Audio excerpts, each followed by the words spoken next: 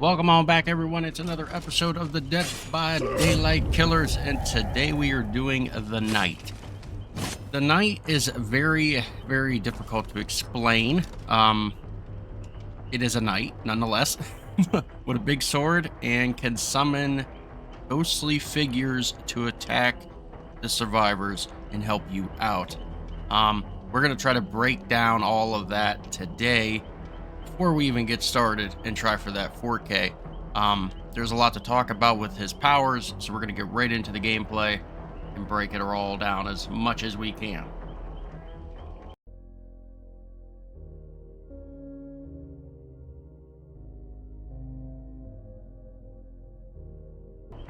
Welcome on back. This is the knight. Literally, like I said, he looks like a knight. He is the knight. These are the three perks that come with the knight. Nowhere to hide, face the darkness, Hubris. I'm going to explain each one of these first. Whenever you damage a generator, reveal the aurora of all survivors standing within 24 meters of your position for 5 seconds.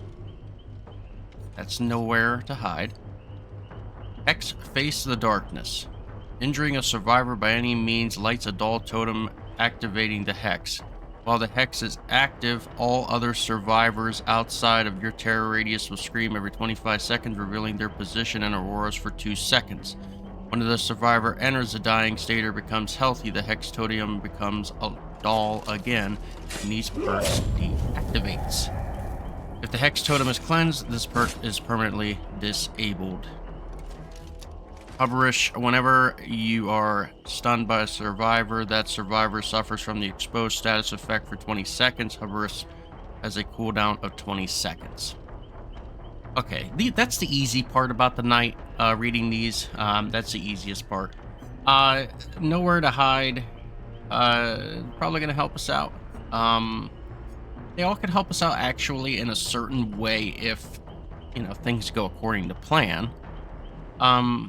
The knight isn't liked too much, all around in general, even when people play against him, people DC, so expect that here real soon. But the power, nonetheless, this is what I'm going to read to you guys. The knight alone is a terrifying monster on the battlefield, but his loyal guards, he is nearly unstoppable. Together, the Guardia Campania fights for their own freedom, killing anyone who gets in their way. Special ability, Guard Summon. Tap the power button to activate Guard Summon mode. Once activated, move around to create a path portal. While the Guard Summon mode, you can aim at the generator in progress, a downed pallet, or a breakable wall, and tap the attack button. This will summon a guard to complete a breakable action on the selected object. You can also tap the power button or drain the power gauge completely to end the guard summon mode. This will summon a guard who will follow and patrol who created the path.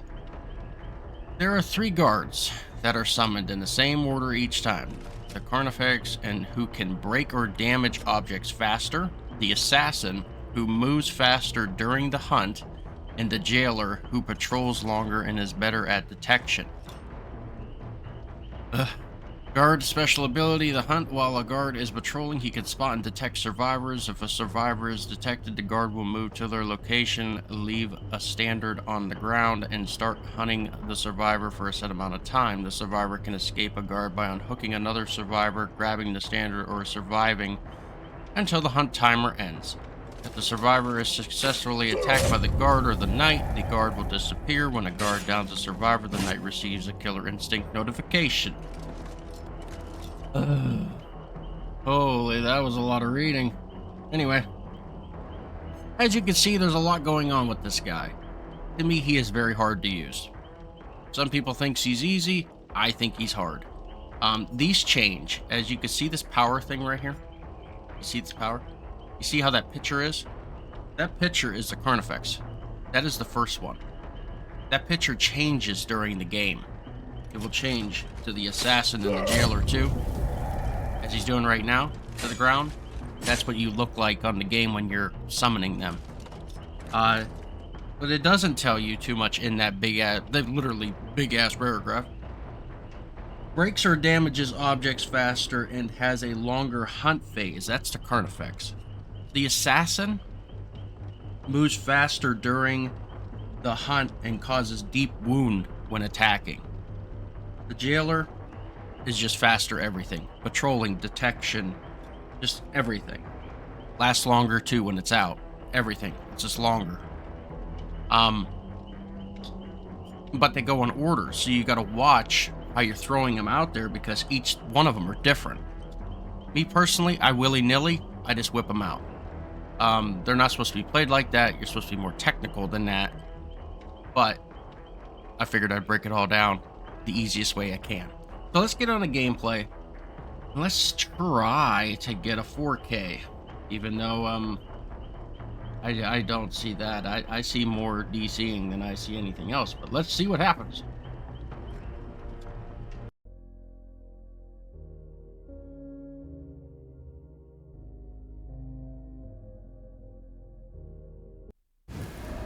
Alrighty, guys, this is the night on the suffocation pit. Kind of ironic. As you can see, the summon guard in the middle. I'm going to show you that in literally a second. But don't forget, on the left, on the bottom left, is the picture of every single person that you're going to be shooting out here. And here's your first one. You get to put where they go, and they will patrol the area. But don't count on them. You need to be running around attacking the survivors. As you can see, the picture changed in the bottom left now. Now it's the assassin. You can see he will automatically run and attack.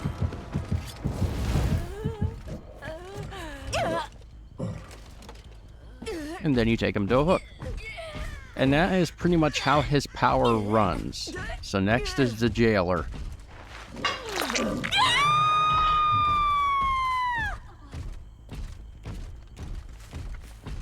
And that's pretty much why a lot of people do not like this killer. Because it's pretty much like having two killers on the map at the same exact time. And it's just very hard to do that.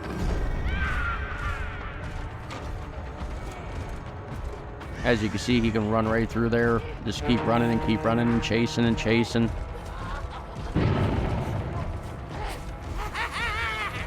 But like I said, never ever, rely on them to take down the survivor. Try to cut off the survivor if anything.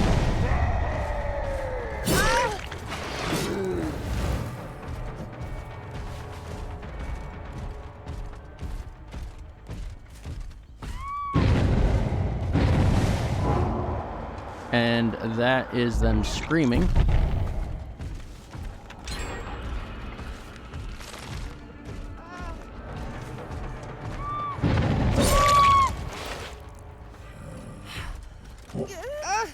From the darkness perk. The old darkness perk.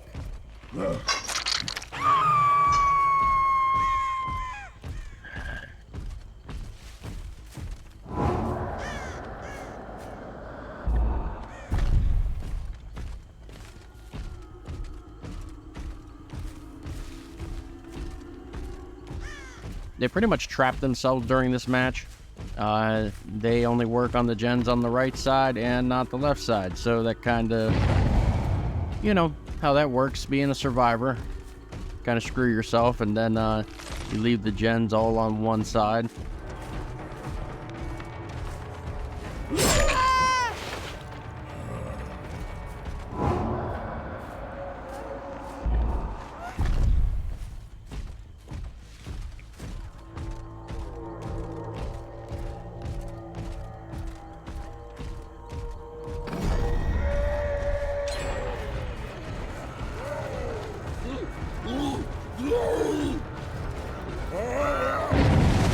I finally figured out that she was being run around by him, so I was like, oh.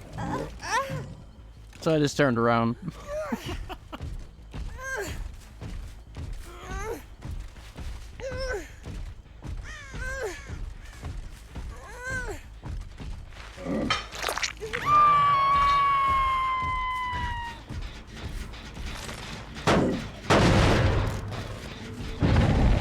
Might as well do your challenges.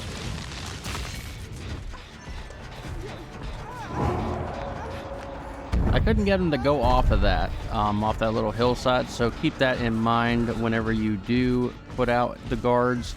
If you're on a mound anywhere, I don't think they go off the mound. Unless that was the only one that was glitched. But I don't think they go off the mound once you're up there.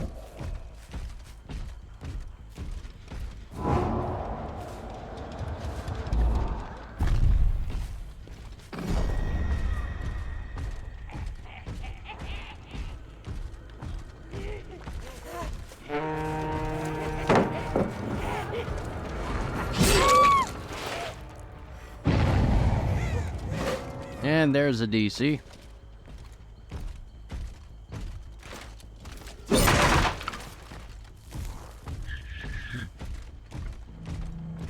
The game comes a little bit more easier once people start DCing every 5 a dime.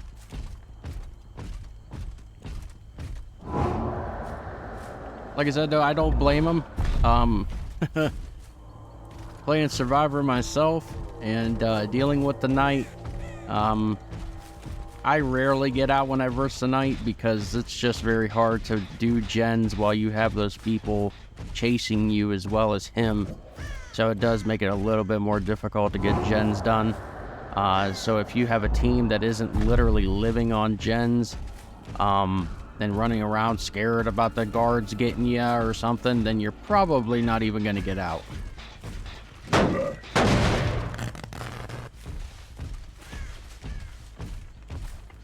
As you can see, I can see him down there in the basement.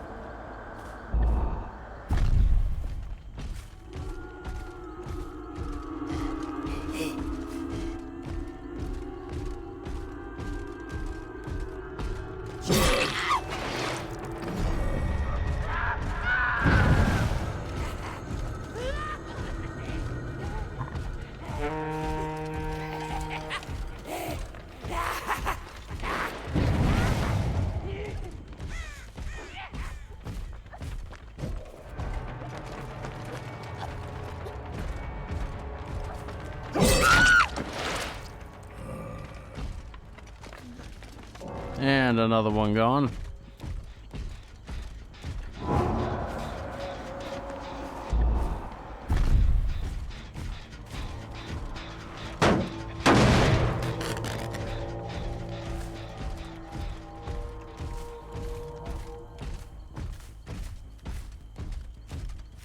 I thought we got over the Heart of the Killers. I mean, I thought that was earlier in the Killer series here. The Heart of the Killers were all the DC kind of people. Now I feel like near the end we're starting to build, well,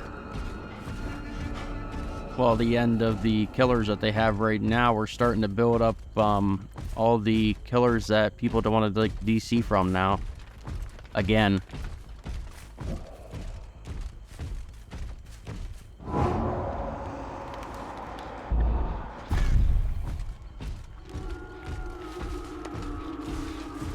Now, pretty much your goal here is to knock down one and try to get the other one. So obviously they don't get the hatch. This was pretty much the killer endgame.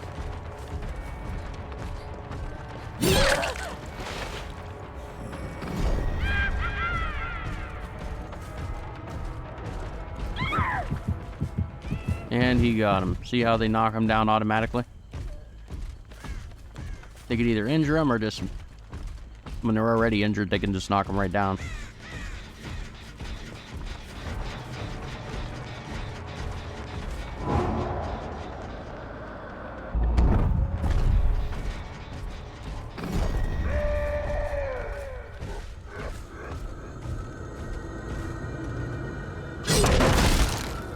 I feel like that's so slow.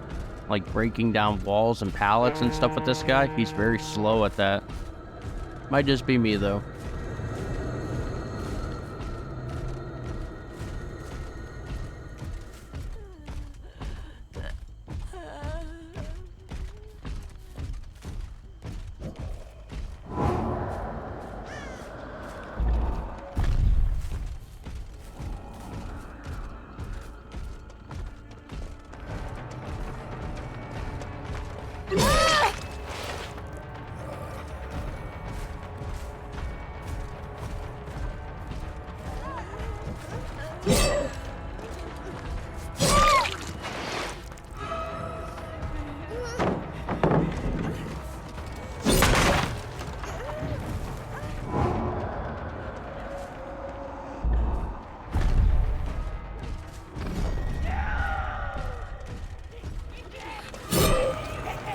Darn.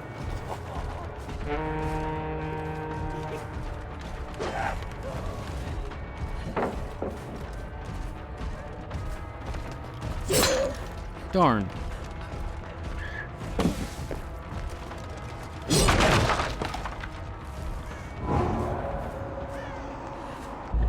You know she's gonna try to go back and look for her.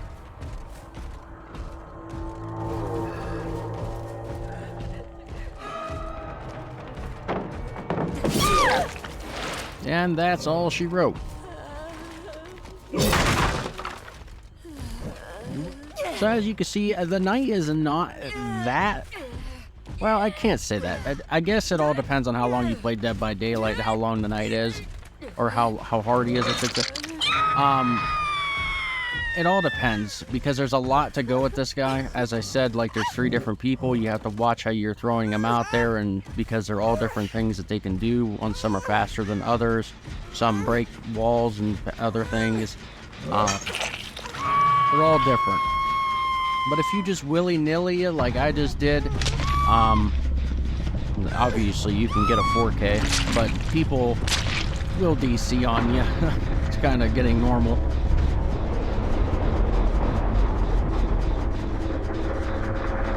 But that is it. 4 up, 4 down.